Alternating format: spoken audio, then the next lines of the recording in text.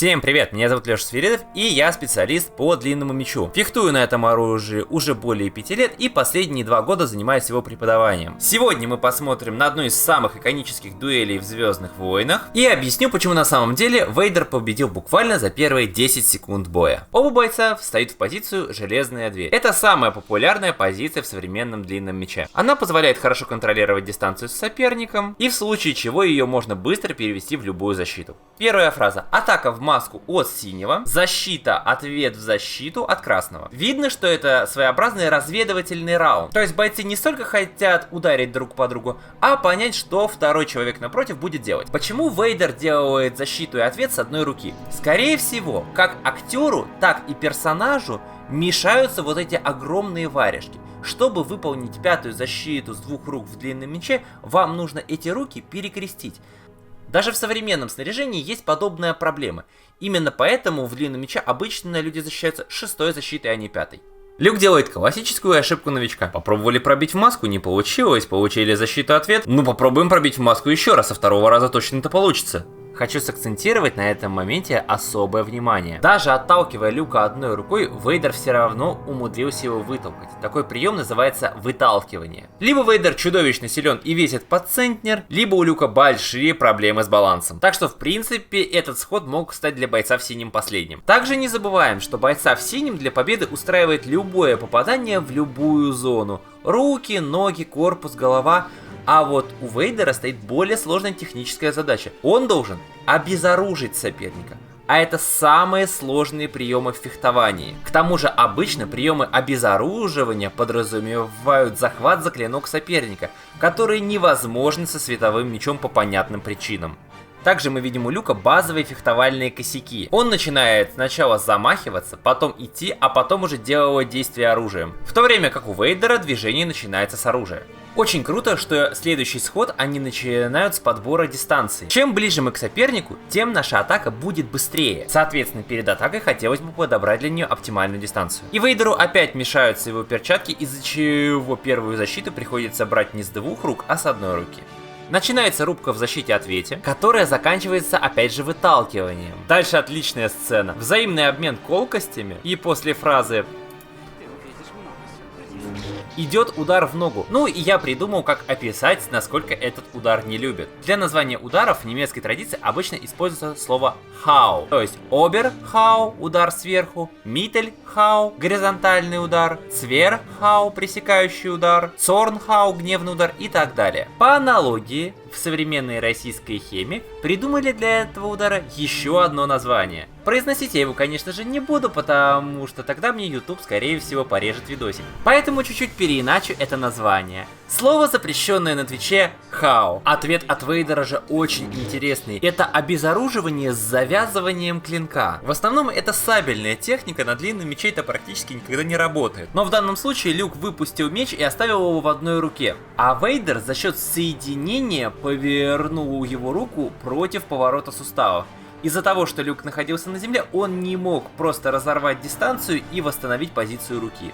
Как видите, за первый отрезок боя Вейдер нашел целых 2 рабочих приема, которые он может применять. Во-первых, это выталкивание, во-вторых, это завязывание клинка. Ну и дальше, угрожая оружием, он просто выталкивает соперника куда ему нужно. А если вам самим хочется стать такими же крутыми мечниками, как Дарт Вейдер, приходите к нам на занятия. У нас есть группы практически по любым направлениям. Мечи, сабли, рапиры. Мы преподаем практически все виды клинкового оружия, которые вы только можете себе представить. Также наша школа делает выезды на различные турниры по историческим средневековым боевым искусствам. Ну и по мере силы и возможностей организовываем сами. Так что если заинтересуетесь, ссылочки в описании. Возвращаемся в далекую-далекую. В общем, теперь комментарий имеет гораздо больше смысла. Ну и да, давайте заведем счетчик бессмысленно, но эффектно. Не очень правдоподобный момент, редко в мече вы держите соединение настолько долго. Тут у нас небольшая серия защит-ответов. Из приятных нюансов стоит отметить положение ног. Это действительно похоже на длинномечную стойку. Опять же, крутое внимание к деталям. Присмотритесь, насколько у Вейдера удары короче. То есть они летят по более оптимальным траекториям. У Люка же колхозки с замахом в полгода. Что вполне логично, учитывая, что это его вообще первый поединок на световых мечах. Что интересно, Вейдер явно не предусмотрел, что Люк начнет спамить его бесконечными сериями. Конечно, можно было дать ответ клинком после каждой взятой защиты, но мы помним, что нашего лорда Ситов не устраивает такой вариант. То есть, по сути, тут происходит недооценка соперника и из-за этого выход за пределы площадки. Здесь происходит вполне себе здравая идея. Если мы можем отвлечь соперника чем-то, этим надо пользоваться. Поскольку мы противника не хотим убивать, в принципе, попытаться вырубить его каким-нибудь объектом, вполне себе здравая мысль.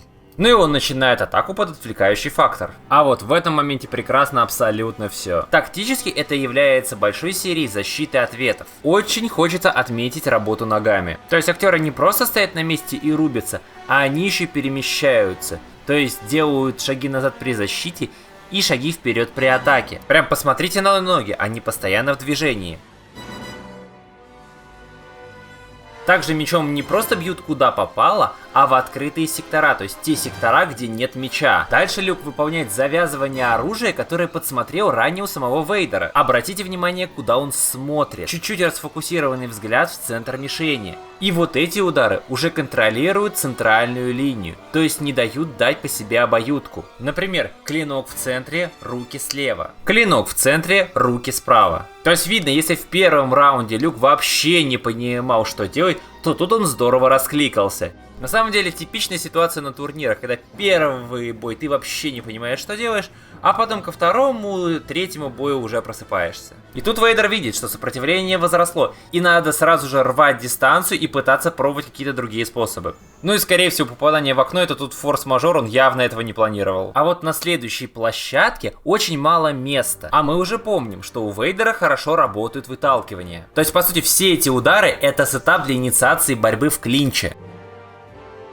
Вот и положение Кора-Кора, откуда опять идет выталкивание. Два абсолютно сознательных удара мимо. Ну а этот стоп-кадр специально для всех тех, кто говорит, что Вейдер, мол, не мог поднять руки выше собственных плеч.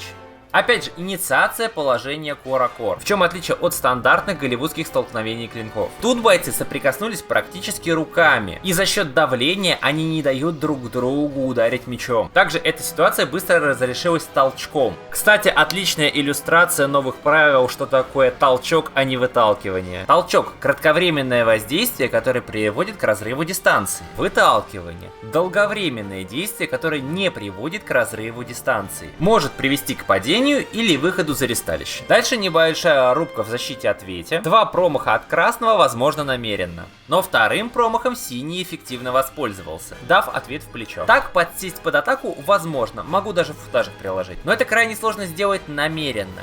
И обычно мы рассчитываем либо на разрыв дистанции, либо на защиту оружия. Тут красный понял, что явно мирного решения не будет. По нему уже явно было попадание. Будь больше акцентов попадания от синего, он был бы уже мертв. Поэтому он переходит на уже сработавшее завязывание оружия, из которого выходит на подрезку в руки. Что интересно, в мече эта техника обычно выполняется с помощью ложного лезвия, то есть того лезвия, которое направлено на нас. Самое смешное, что мы увидели два самых нелюбимых мечниками удара. Хотя большинство мечников Звездные войны очень любят. Что прикольно здесь было показано, это навязывание своей стратегии. То, как вы пытаетесь один и тот же прием раз за разом проворачивать на противнике. Опять же, если рассматривать этот бой с точки зрения фехтования, абсолютно очевидно, насколько Вейдер не хотел его убивать. Нам точно показаны возможности, где это было сделать абсолютно легко. Но нам также показывают и небольшие моменты, где Вейдер теряет контроль над поединком. И очень классно показано, что можно очень быстро поплатиться, потеряв контроль над поединком. Также радует глаз маленькие детали, которые не видны, но которые формируют убедительную картину боя. Вообще, изначально я планировал сделать разбор Акалита, но, к сожалению, YouTube пока не дает выпустить это видео по авторским правам. То есть оно висит на канале, ждет, пока примут апелляцию. Так что пришлось резко делать какое-то видео. Я давно хотел сделать видео по 5-му эпизоду, вот и выдалась возможность. Надеюсь, хоть тут претензий по авторским не будет. Все-таки не хочется оставлять вас надолго без контента. В ближайшее время, я надеюсь, мы сделаем несколько обучалок. И, если получится, еще видео подобного формата. Ну и это видео будет отличной подводкой к видео про удар в ноги, которое мы сейчас готовим. А на этом все.